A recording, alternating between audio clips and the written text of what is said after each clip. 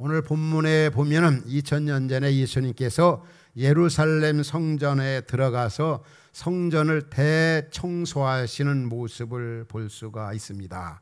우리 집안도 이제 너무 어지럽혀지면 대청소를 하지 않습니까? 우리 교회도 한 주일에 한 번씩은 가정교회별로 돌아가서 예배를 앞에 두고 대청소를 하는데, 왜 예수님께서 이렇게 대청소를 하셨는가? 성전을 청결하게 하셨는가? 이 사건이 너무나 중요하기 때문에 복음서에 보면은 복음서 4복음서에 이 사건을 다 다루고 있습니다. 마태복음에서, 그리고 또 누가복음에서, 또 요한복음에서 이 성전 청결하게 하신 예수님의 그 내용들을 다루고 있는 걸 보면은 그만큼 이 사건이 중요하다는 겁니다. 그 당시에 보면은 이 교회당 하면은 이 성전에서 해야 할 일이 뭐겠습니까?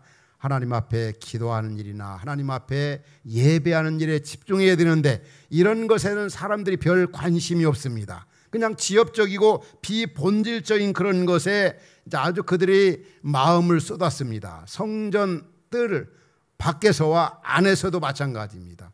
요즘 표현한다면 예배 시간 되기 다 되었는데도, 또 예배 시간인데도 불구하고 생각과 마음이 다 다른 데 있었던 겁니다. 그래서 우리 예수님께서 이제 성전의 의자들을 다 뒤엎으시면서 그들을 내쫓으시면서 여기 예배하는 장소, 기도하는 장소를 강도의 소굴로 만들지 말라고 그들을 호통시켰습니다. 여기 이제 성전, 이 성전이 그 가지는 의미를 두 가지로 한번 생각하면 좋습니다. 구약에서 성전은 바로 이 공동체 모임의 장소가 성전이었고, 그리고 하나님의 임재가 가득한, 하나님이 함께한다, 그 당시에 성전을 통해서 이스라엘 백성들이 경험할 수가 있었습니다. 더 나아가 바로 오실 메시아에 대한 기다림, 그 사랑이 바로 이 성전에 그대로 드러난 것을 볼 수가 있습니다. 그 당시는 이스라엘 백성들이 하나님을 얼마나 사랑하는가는 바로 성전을 사랑하는 것, 공동체를 사랑하는 걸 보면 알 수가 있었습니다. 오늘날도 마찬가지입니다. 우리 하나님 아버지는 보이지 않습니다. 그러나 우리가 하나님을 사랑한다는 이 공동체를 얼마나 사랑하는가, 옆에 있는 성들을 얼마나 사랑하는가를 보면은 저분이 진짜 예수님을 사랑하는 분이구나, 정말 믿음이 좋은 분이구나, 이렇게 말할 수가 있는 겁니다. 근데 신약에 있어서 이 성전, 이 용어 자체가 신약 시대는 맞지가 않습니다. 왜냐하면 고린도전서 3장 16절에 보면은 이제 성전 시대가 지나가고 바로 우리 예수 그리스도를 왕으로 모시고 살아가는 우리 성도들의 마음이 성령이 거하시는 전이라고 말씀하잖아요. 너희가 하나님의 성전인 것과 하나님의 성령이 너희 안에 계시는 것을 알지 못하느냐. 10절 보면은 누구든지 하나님의 성전, 마음을 더럽히면은 하나님이 그 사람을 멸시하리라. 하나님의 성전은 거룩하니 너희도 거룩하니라. 이 말은 바로 우리 예수 믿는 우리가 바로 이 성전, 성령이 거하시는 전이다. 우리 예수를 구주로 믿는 우리는 성령을 모시고 살아가는 주님의 백성들입니다. 그리고 큰 공동체로서 바로 이 성전, 바로 그래서 공동체가 성전이고 우리 신자의 몸이 성전이라고 성경은 말씀한다는 것. 따라서 이 공동체에 있어서 개인이든 큰 공동체이든 가장 중요한 것은 바로 이 거룩입니다. 거룩. 원래 성령이 홀리 스피릿, 윤리, 거룩한 영이라는 겁니다. 그래서 성령을 모시고 살아가는 개인의 그 마음이 어떻게 되겠습니까? 이 거룩이 얼마나 중요한지 모릅니다. 또 공동체에 있어도 가장 중요한 게 바로 이 거룩성입니다. 교회가 거룩하지 않으면 존재의의와 가치도 없을 뿐만이 아니라 세상 사람들에게도 짓밟힘을 당하는 겁니다. 개인적으로도 마찬가지입니다. 그래서 우리 하나님 아버지께서는 내가 거룩하니 너희도 거룩하라. 신약교회의 성전은 바로 공동체가 바로 성전이고 신자의 몸이 바로 성전인데, 성전에서 가장 중요한 것은 바로 이 거룩성이라고 하는 것. 우리 교회가 이 세상 속에 드러내는 모습이 거룩하지 못하면 세상은 우리를 우습게 보는 겁니다. 그리고 또 예수 믿는 우리들이, 목사가, 장로가, 집사가, 권사가 거룩하지 못하고 진실하지 못하고 정직하지 못하면 그게 무슨 목사야? 내가 예수 믿는 거 맞아? 무슨 저 사람이 신자야? 이런 식으로 세상은 우리를 비웃는다는 거죠. 그래서 저도 제자훈련해 가면서 우리 제자훈련생들에게 거룩을 굉장히 강조합니다. 이 거룩이 얼마나 중요한가. 우리는 원래 우리 인간이 다 죄인이기 때문에 거룩하지 못합니다. 그럼에도 불구하고 우리 하나님 아버지는 내가 거룩하니 너희도 거룩하라. 한번 따라합시다. 내가 거룩하니 너희도 거룩하라. 이 거룩하지 못한 우리를 주 예수 그리스도의 보혈로 우리를 거룩하게 만드셨습니다. 그리고 거룩하게 우리를 구별해 놓으시고 우리 주님은 말씀합니다. 내가 너희를 거룩하게 만들었으니 거룩하게 살아서 거룩하신 하나님을 드러내라고. 우리 훈련생들과 여러분들에게 자주 이 말씀을 나눕니다. 우리 한번 이렇게 그 화면에 게시되어 있습니다. 한번 거룩에 대해서. 거룩하지 못한 우리를 거룩하게 구별해 놓으셨으니 거룩하게 살아서 거룩하신 하나님을 드러내는 삶을 살자. 한번 읽기만 해도 우리 성도님들 다 암기할 수 있을 거예요. 한번 읽고 암기하겠습니다. 시작. 거룩하지 못한 우리를 거룩하게 구별해 놓으셨으니 거룩하게 살아서 거룩한 하나님을 드러내는 삶을 살자. 자, 한번 처리하시기 바랍니다. 다 시작. 거룩하지 못한 우리를 거룩하게 구별해 놓으셨으니 거룩하게 살아서 거룩하신 하나님을 드러내는 삶을 살자. 여러분 어떻게 이렇게 잘 암기합니까? 여기 띄어졌나요? 아니죠. 정말 이 거룩이 중요하다는 거. 거룩해야 할 그 당시에 성전 공동체가 말이 아니었습니다. 그래서 우리 예수님께서 성전을 대청소하신 겁니다. 성경에 오면은 에베소 교인들이 참 그들의 마음 상태가 얼마나 거룩하지 못했는지 몰라요. 옛날 예수 믿기 전이나 그 마음 상태가 별 다를 바가 없었습니다. 그래서 에베소 4장 22절에 오면은 에베소 교회 성도들이 바울로부터 책망을 받습니다. 너희는 옛날 유혹의 욕심을 따라 썩어져가는 구습을 따른 옛사람을 벗어버리고 그러면서 의와 진리와 거룩함으로 새사람을 입으라. 에베소 교인들은 이제 아주 거룩하게 살지 못해서 얼마나 우리 안에 계신 그들의 안에 계신 성령을 근심하게 했는지 모릅니다. 바로 에베소 4장 30절에도 그런 말씀이 나와요. 바로 우리 에베소 4장 30절에 하나님의 성령을 근심하게 하지 말라. 우리가 죄짓고 회개하지 않으면 우리 안에 성령이 근심한다는 거예요. 그러면서 그 안에서 너희가 성령 안에서 너희가 구원의 날까지 인치심을 받았느니라. 여러분 개인적으로도 이 거룩이 얼마나 중요하고 이 교회적으로도 거룩성이 얼마나 중요한가를 잊지 말아야 합니다. 에베소 교인들을 보면은 거짓말을 잘했어요. 아주 화도 아주 얼마나 잘 냈는지 몰라요. 또 삶의 현장에서 도둑질도 잘했습니다. 입만 열었다면 더러운 말, 음담, 패설 이런 말들이 얼마나 많은지 모릅니다. 이게 바로 에베소 교인들의 그 믿음의 그 상태였어요. 제발 그러지 말라는 거죠. 제자반에서 제자 그 제의 목록을 한번 다 이렇게 적어오라고 한 적이 있어요. 그래서 어느 한 그 형제가 자신 속에 있는 제의 목록을 이렇게 하여튼 뭔지 모르지만 잘 보이지 않게 꽉 찼습니다. 이 마음이 우리의 마음, 내 마음이라는 사실 잊지 말아야 합니다. 이 부분이 청소가 되어야 되죠. 대청소가 되어야 되죠. 한국교회가 지금 특별히 이 코로나 이후에 얼마나 이 공동체성이 무너지고 공동체 예배가 훼손되고 변질되고 파괴되어져 가는지 몰라요. 정말 어느 때보다도 대청소가 필요한 때입니다. 우리 예수 그리스도를 믿는 우리들 마음도 마찬가지입니다. 대청소가 필요합니다. 어떻게 할 수가 있겠습니까?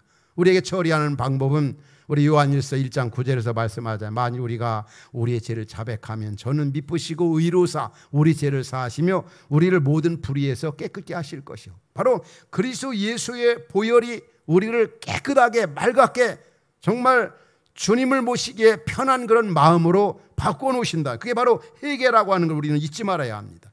그래서 우리가 예배하기 전에도 하나님 앞에 참여하는 시간을 갖는 이유는 하나님이 받으신 예배는 상한 심령 통회하는 마음이기 때문에 그렇습니다.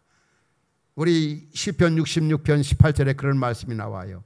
우리가 회개하지 아니하면 제 문제를 해결하지 않으면 기도 듣지 아니하신다. 내가 나의 마음에 죄악을 품고 있었더라면 주님이 듣지 아니하신다. 우리 이사야 59장에도 그런 말씀 나오잖아요. 같이 한번 읽도록 하겠습니다. 59장 1절 2절 시작. 여호와의 손이 짧아서 구원하지 못하심도 아니요 귀가 둔하여 듣지 못하심도 아니라 오직 너희 죄악이 너희와 너희 하나님 사이를 갈라 놓았고 너의 죄가 그의 얼굴을 가리어서 너희에게서 듣지 않으시게 함이니라. 바로 이 죄라고 하는 거 있잖아요. 회개하지 아니할 때 예배도 기도도 하나님 앞에 연락이 안 된다는 걸 우리 잊지 말아야 합니다. 성경에 보면은 잘못된 예배가 얼마나 많이 있는지 모릅니다. 바로 오늘 본문에 보면 그걸 쉽게 발견할 수 있습니다. 교회 안에서 예배하고 기도하고 성도의 교제가 주 안에서 아름답게 이루어져야 되는데 예배 시간은 다 됐는데 돈 바꾸는 거, 그 다음에 또 보면은 비둘기 파는 거, 아주 교회가 상업화되어 있는 겁니다. 예배해야 되지 않습니까? 예배 하나님을 만나러 왔습니다. 그쪽에 집중해야 되는데 엉뚱한 생각을 하는 거지요. 그 당시에 보면 그런 배경이 있습니다.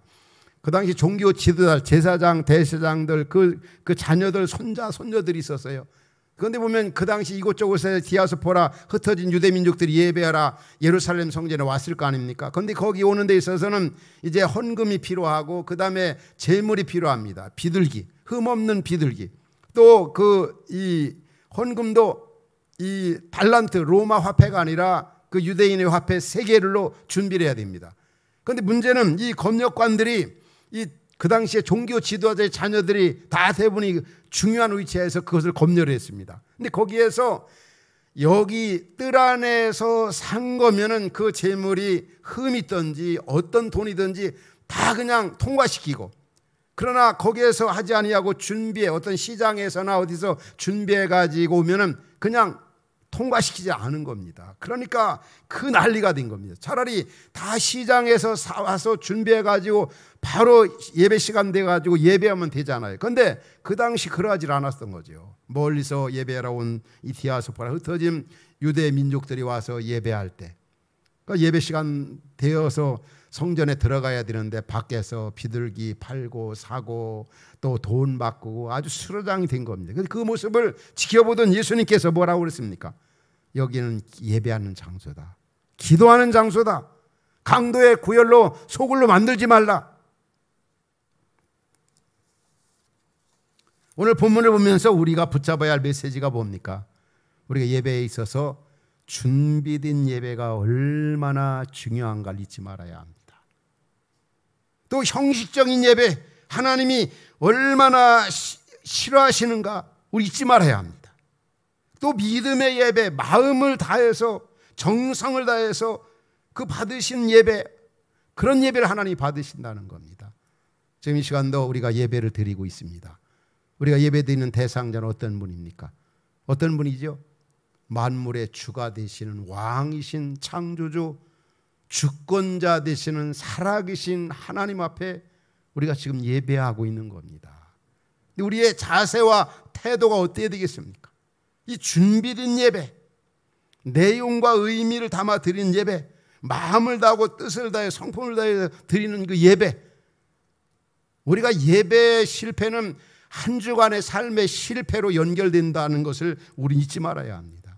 우리 창세기 보면은 가인과 아벨이 예배 드렸습니다. 하나님이 가인의 예배 받지 않았어요. 아벨의 예배만 받아. 그러니까 가인이 아주 시기일투가 난리가 났습니다. 하나님 앞에 사람 차별하는 건지, 왜 예배했는데 내 예배는 받지 않았냐? 혹 어떤 분들은 가인은 뭐 채소를 드렸기 때문에, 또 아벨은 양의 첫 새끼를 드려서 그렇다. 그런데 그 예물 자체, 어떤 예물이든 중요한 것은 마음을 다하고 뜻을 다하고 믿음으로 드리는 것이 중요한 거죠. 그러니까 다시 말하면 가인은 엉터리 같은 예배를 드린 거죠. 이렇게 예배 드렸던 이스라엘 백성들이 있습니다. 하나님이 아주 호통을 쳤습니다. 이사야 1장에 보면 1장 12절 13절에 이렇게 이스라엘 백성들에게 말합니다. 너희들 나한테 예배하지 말라. 너희들 나한테 주일 지키지 말라. 나한테 월삭 지키지 말라. 언제는 예배하라고 예배하지 말라고 그랬습니까? 보세요. 헛된 재물을 다시는 가져오지 말라. 분양하는 거 가증히 여긴다. 월삭 안식일 그런 거 다 싫어할다. 나가라. 예배 드리지 말고 나가라. 혹간에 우리한테 야 너희들 뭐라 그렇게 예배하려면 이 자리 오지 마. 집에 있어 쉬어. 그런 식으로 예배하지 말라 말이야. 성경에 보면 하나님이 받으신 예배가 있습니다. 감사함으로 드리는 그 예배. 시편에 감사로 예배드린 자가 나를 영화롭게 한다. 또 보면은 요한복음 4장에 보면은 신령과 진정으로 예배하는 자를 찾으신다. 영과 진리로. 예수 그리스도 없이는 주 앞에 나갈 수 없다. 성령의 도우심과 역사하시면 예배를 제대로 드릴 수가 없다. 그리고 거룩한 그 예배, 이게 바로 하나님이 받으시는 예배인 겁니다. 사실 예배는 이 공동체로 주일날 드리는 그 예배도 중요하지만 이 삶의 현장에서 한 주간의 예배도 얼마나 중요한지 몰라요. 성경은 두 가지 예배를 말하고 있습니다. 그런데 한국교회는 보면은 주일날 드리는 공동체로 예배는 참 많이 가시적으로 보면 대단한 것 같습니다. 그러나 삶의 현장에서 예배는 정말 희귀하다는 생각을 많이 듭니다. 한번 말씀을 드리는 성도 여러분, 여러분의 직장 안에 예수 믿는 크리스찬들이 얼마나 있는 것 같습니까? 신실하게 믿음 생활하는 사람들 얼마나 많은 것 같습니까?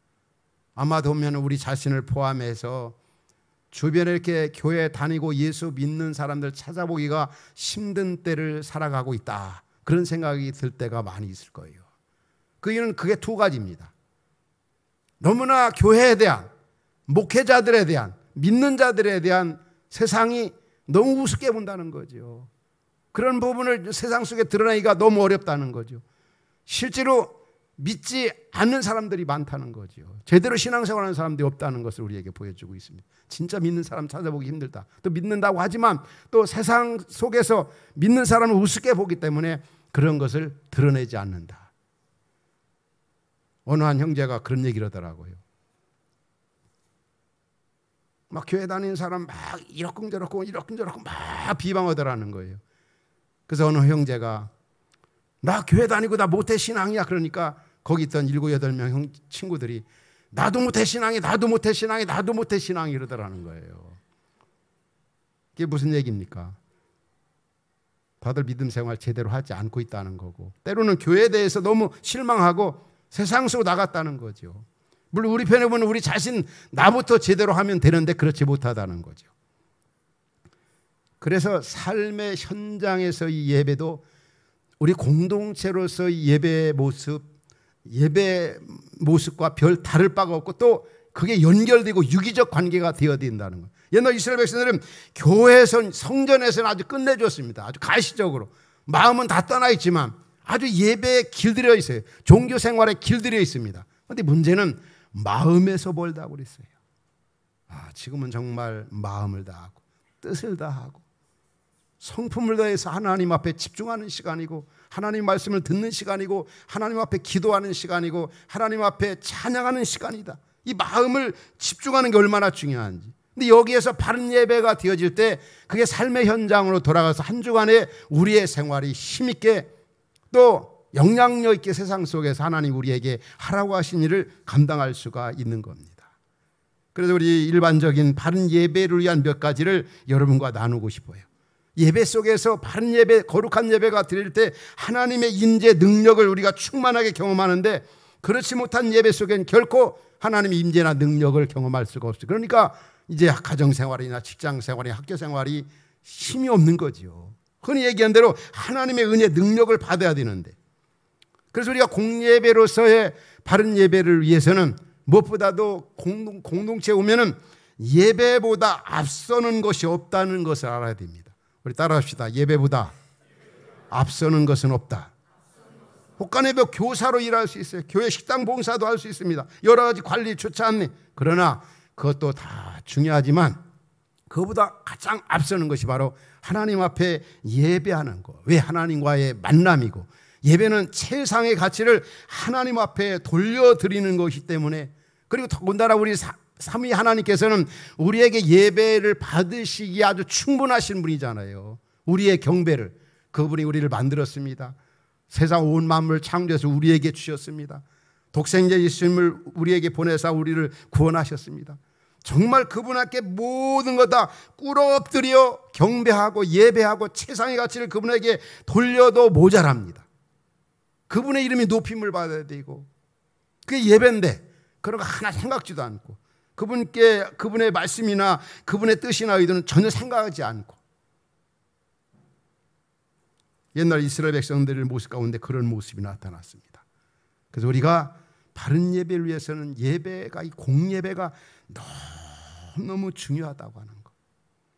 요즘 이제 코로나 시기에 온라인 예배에 너무나 익숙해져 있습니다.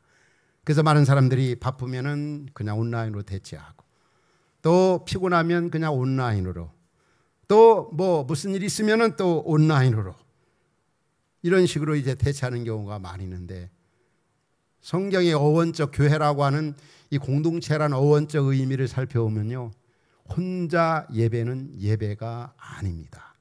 신약 에클레시아라고 하는, 또 구약의 칼이라고 하는 그 단어 이를 살펴보면은 거룩한 성도들의 무리 공동체가 바로 교회거든요. 특별한 경우를 제외하고는 혼자 예배는 예배가 아니라는 거. 그 제가 아는 대형교회 아는 그 후배 목사님 있습니다. 코로나 이후에 온라인에 익숙해져 있어가지고 교회 안 나오는 분들이 많으니까 그냥 그 교회는 온라인 예배를 없애버렸습니다. 왜? 성경적으로 보면 특별한 경우를 제외하고는 공동체 예배가 너무 중요하기. 물론 온라인 예배가 주는 유익도 많이 있습니다. 하지만 우리가 원적인 그런 의미에 살펴보면 아쉬움이 있다고 하는 걸 잊지 말아야 합니다. 그래서 우리가 예배하면서 조심해야 될 것들이 있습니다. 우리 교회 학교에 그 어린이들이 동요처럼 부르는 노래가 있습니다. 예배 시간에 떠드는 아이, 예수님이 보시면 뭐라 하실까? 또 예배 시간에 장난꾸러기, 예수님이 보시면 뭐라 하실까? 아니 안 돼요. 예수님이 화내실 거야. 우리 모두 조용해. 쉬. 성경 말씀 잘 들을래요.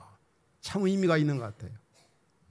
예배 시간에, 말씀 듣는 시간에 예배하면서, 왜냐하면 이 신앙생활의 한 주간의 성패가 오늘 한 시간 그 예배에 달려있기 때문에 예배와 삶, 한 주간의 삶은 서로 유기적 관계라는 거.